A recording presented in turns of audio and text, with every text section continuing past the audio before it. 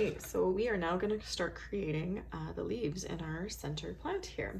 So to do this, you can use either a fishbone stitch or a satin stitch. So a satin stitch is essentially what we did down here. And they'll just be stitches that go back and forth and meet in the middle.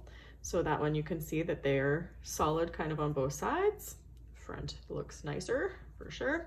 But I'm going to show you the fishbone stitch in this because the satin stitch, essentially what you're going to do for that one, you're just going to literally follow the line. So you'd start from the top down and then work your way in down the center and in down the center.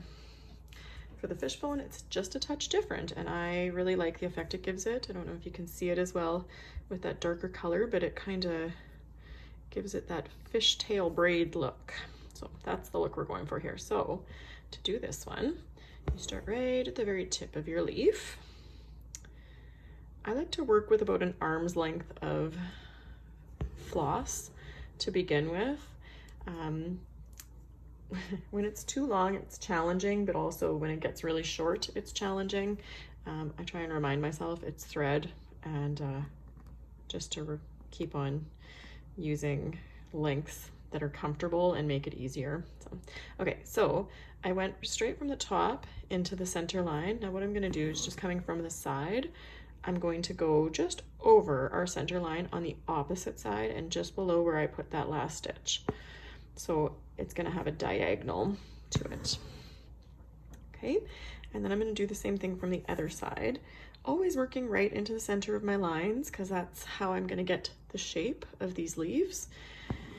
So doing the same thing there. Now I'm gonna come over onto the opposite side of that one.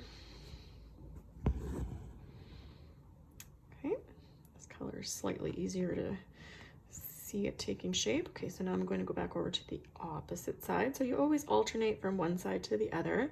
You want to try and keep your stitches fairly close together so that it gives it a really nice line. However, that being said, if you find that you're getting gaps between them, it's really easy to go back afterwards and just fill them in.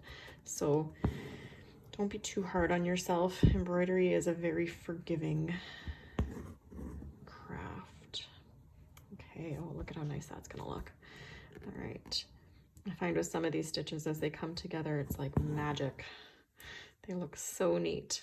And you wonder how something, such a simple stitch, can make such a neat effect.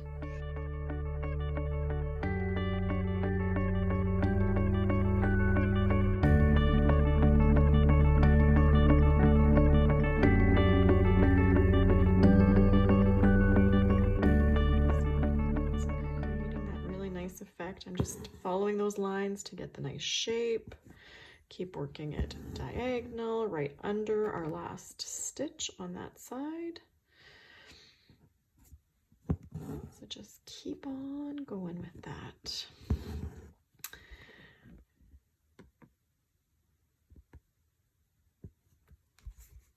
One of the things too that I just want to say about embroidery, take your time and enjoy the process. As much as we all want to see the finished product, this is what it's about, is right now, not the finished. It's about enjoying the process and enjoying what we're doing while we're doing it versus always being eager to get to the next thing. Just take your time on this. There's no race. You want it to be something that you look forward to doing, not something that you're doing either out of obligation or because you feel like you have to. And if you do feel that way, then maybe this isn't the craft for you. As much as I hate to say that, because I find it very enjoyable, but you know what? It might not be for everyone. So if you find this a little too nitpicky, well, let's find you something else to do.